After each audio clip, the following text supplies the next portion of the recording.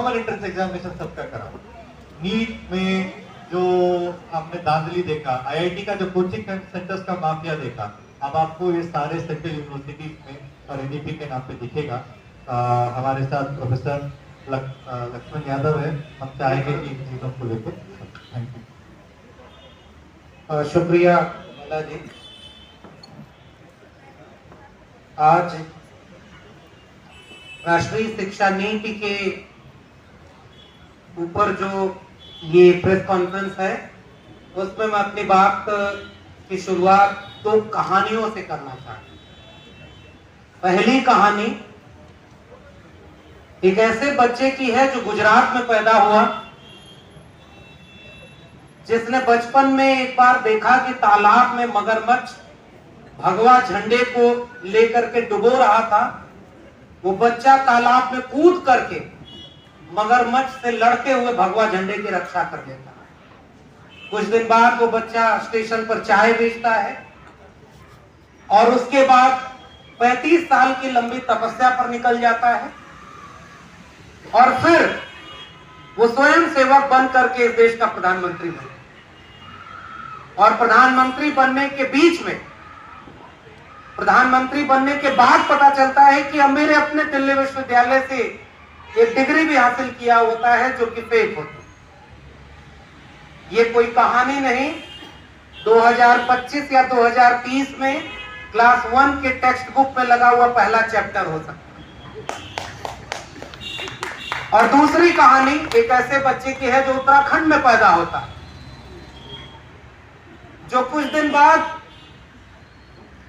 अपना कहानी सुनाते हुए कहता है कि वो अपनी बड़ी बहन की उंगली पकड़ करके स्कूल पढ़ने जाया करता था, मगर वो अच्छी तालीम नहीं पाता है तो सन्यासी बन जाता है, अपना नाम बदल देता है और फिर कुछ दिन बाद वो उत्तर प्रदेश के मुख्यमंत्री के पद पर बैठता है और सबसे पहला काम ये करता है कि देश में अब कोई पढ़ने ढंग से न जा पाए, सारे स्कूल के मास्टरों को अपनी रैली में भीड़ बढ़ाने के लिए, सारे स्कूल के मास्टरों और शिक्षक शिक्षिकाओं को रंगोली बनवाने के लिए, और उसके बाद जो लोग बचे उनसे वो सारे काम करवाने के लिए जो शिक्षा के बिना दूसरे काम हो सकते हैं।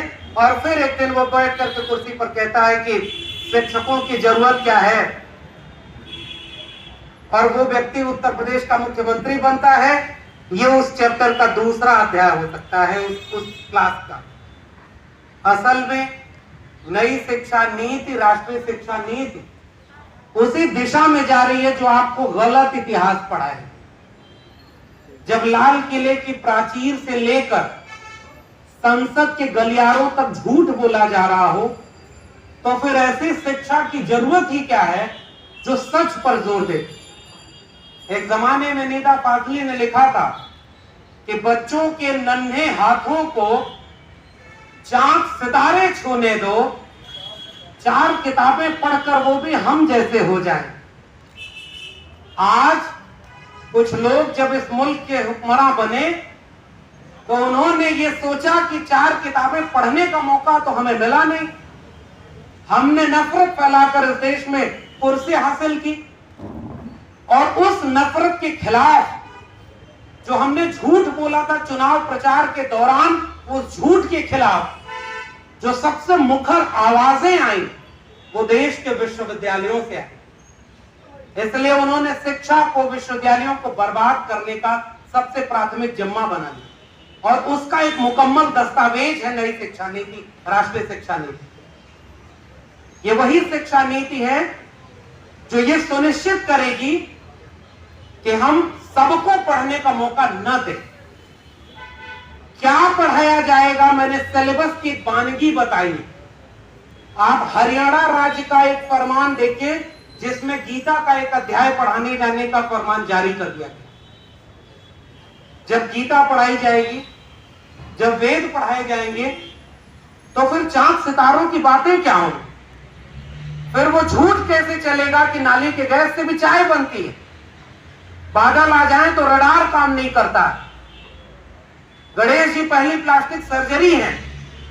असल में जो एजेंडा है एक मूर्खों की भीड़ जमा करने का, जिसे अचानक एक दिन समझाया जाए कि तुम्हारा धर्म खतरे में है, सड़क पर उतर करके हिंसा करनी। वो उत्तराखंड और हरिद्वार में जब धर्म सभा करें और ये कहें कि हमें लोगों को काटना भी पड़े तो हम काटेंगे हिंदू राष्ट्र बनाने के लिए, उस पूरे एजेंडे में अगर कोई बाधा है तो वो है शिक्षा। इसलिए शिक्षा के लिए एक मुकम्मल दस्तावेज लाया गया और इस दस्तावेज ने ये सुनिश्चित किया। मैं एक दो किस्से और सुनाऊंगा। प्रधानमंत्री ने कोविड काल में कुछ काम किए संसद को बाईपास करके, जिसमें से किसानों के 3 बिल आए। तो उस बिल के तुरंत बाद ऐसा नहीं था कि मंडियां बिक गई थी और एंकर मीडिया में बैठ करके जो लोग वो किसानों से पूछते थे कि कोई मंडी बिकी तो नहीं, आप क्यों आंदोलन कर रहे हैं। किसानों ने ये समझा और समझाया कि जो नियम आया है आज नहीं कल उससे ये मंडियां बिक जाएंगी और हमारे खेत तक बिक जाएंगे। राष्ट्रीय शिक्षा नीति एनईपी, ये दस्तावेज वही कहता है कि आज नहीं कल ये सारे सरकारी स्कूल, सारे सरकारी विश्वविद्यालय बिक जाएंगे और शिक्षा तक एक व्यापार बना दिया जाएगा। हमें उस किसान आंदोलन से अगर सीख लेनी है तो वो यही कि अगर वो अपनी बात इस पूरे मुल्क को समझाने में कामयाब हो गए तो शिक्षा की बात शिक्षक, छात्र और शोधार्थी नहीं समझा पाएंगे, फिर तो हमें शिक्षक, छात्र और शोधार्थी होने का भी कोई अर्थ नहीं। और दूसरी बात, इस कोविड काल में इस बिल को ले आया गया, एनईपी पास करा लिया गया, देश में सब कुछ खुल गया, चुनावी रैलियां करके चुनाव कर लिया गया, लेकिन डीयू जेएनयू आज भी बंद है। वो इसीलिए क्योंकि जो काम अभी आज यहां हो रहा है वो कल डीयू और जेएनयू में होगा। आप बस उसे डिले कर रहे हैं, आज नहीं कल होगा। और नई शिक्षा नीति के विरोध में दिल्ली विश्वविद्यालय से हम लोग जुड़े हैं। दिल्ली विश्वविद्यालय शिक्षक संघ तो बहुत पहले से नंदिता मैम बैठी हुई हैं, लगातार इस तरह के शिक्षक प्रावधानों को खिलाफ आवाज उठाते हैं। तो अब आपने किया क्या? उस समय जो शिक्षा मंत्री हुआ करते थे उन्होंने कहा था कि ज्योतिष विज्ञान विज्ञान से भी बड़ा विज्ञान। उन्होंने कई दर्जन किताबें लिखी थी। अब पता नहीं उनकी मेरिट कैसी कम रह गई कि उनको अगली बार एनएफएस कर दिया गया, उनको नहीं बनाया गया मंत्री। अब बेचारे चले गए वापस, तो वो नॉट फाउंड सुटेबल हो गए। अब एक नए शिक्षा मंत्री आए हैं, तो उस समय जो प्रेस कॉन्फ्रेंस की गई थी वो वाक्य मैं यहां दर्ज करना चाहता हूं। उस प्रेस कॉन्फ्रेंस में भारत का प्रधानमंत्री जब ये बोलता है कि हम स्किल डेवलपमेंट करेंगे एनईपी के जरिए, और उस स्किल में वो जो स्किल गिनवा रहा है वो कह रहा है कि हम पंचर बनाने का, टोटी बनाने का, कुम्हार का, लकड़ी का, लोहे का जो स्किल है वो डेवलप करेंगे ताकि प्लम्बर की जरूरत हो तो आपको खोजना ना पड़े। मैं एक बात यहां कहना चाहता हूं कि इस देश के कुम्हार, लोहार, बढ़ई, नाई, मोची, इन सारी जातियों के लोग तो पुश्तैनी रूप से वो स्किल डेवलप करके अपने बच्चों का काम करते थे और उस पेशे को जीते थे। लेकिन जब उनकी जेब में 1 रुपया बचता था तो वो चाहते थे कि वो स्कूल जाए, वो विश्वविद्यालय जाए। ये एनईपी वापस उस तबके के लोगों को उसी स्किल डेवलपमेंट के नाम पर वो इसी पेशे में ढकेलना चाहते, उनसे डॉक्टर, इंजीनियर, वकील, ब्यूरोक्रेट बनने का हक छीनना चाहते। ये इसमें खतरा। नए स्कूल खोले जाने थे, जब उस समय मंदिर बनाने के लिए आंदोलन हो रहा है कि अभी अयोध्या झांकी है, मथुरा काफी बाकी। मेरे अपने उत्तर प्रदेश में 69,000 शिक्षक भर्ती का घोटाला हुआ और उसमें आरक्षण खत्म कर दिया। 3.8% पिछड़े वर्ग थे, और जब शिक्षक अपनी नौकरी मांगने जा रहे तो उनको लाठी मारा। दूसरा काम क्या किया उन्होंने जो सबसे महत्वपूर्ण था, आज उत्तर प्रदेश के 2 विश्वविद्यालय ऐसे, गोरखपुर विश्वविद्यालय और इलाहाबाद विश्वविद्यालय, वहां पर जो शिक्षक आवाज उठा रहे थे उनके ऊपर मुकदमा कर दिया है। गोरखपुर विश्वविद्यालय के एक प्रोफेसर हैं, उनको सस्पेंड कर दिया। और आप जब उस पूरे मामले की पड़ताल करेंगे तो वो लोग लड़ने और बोलने वाले लोग। मैं इस मंच से अपने प्रोफेसर हनी बाबू को याद करना चाहता हूं, उमर खालिद को याद करना चाहता हूं, प्रोफेसर आनंद तेलतुंबड़े को याद करना चाहता हूं। और इसलिए क्योंकि विश्वविद्यालय होने का मतलब यह था डिबेट, डायलॉग, डिस्कशन। और वहां से आप नई शिक्षा नीति, ऑनलाइन एजुकेशन, तो पहले से तय हो गया कि सबसे पहले इसके हाथ से छीनेगा किसका मौका, तो वो मौका इन्हीं के हाथ से छीनेगा और ये सारे लोग वापस जाएंगे। और नई शिक्षा नीति में मैं आखिरी किस्सा सुना के बाद खत्म करता हूं। हम लोग ऐसे लगता है कि मोबाइल को पढ़ा रहे हैं, दो किस्से हैं मेरी अपनी क्लास के। पहले तो ये बात बिल्कुल क्लियर है कि 50 लोग अगर उस क्लासरूम में हैं तो 25 आते हैं। और एक बार सोशल ऑडिट करिए कि वो 25 बच्चे जो क्लास ऑनलाइन नहीं ले पा रहे वो किस तबके थे। वो फर्स्ट जनरेशन लर्नर, वो अपने आप दूर हो गए, एक्सक्लूड हो गए। तो ये एक्सक्लूजन का एक जरिया है।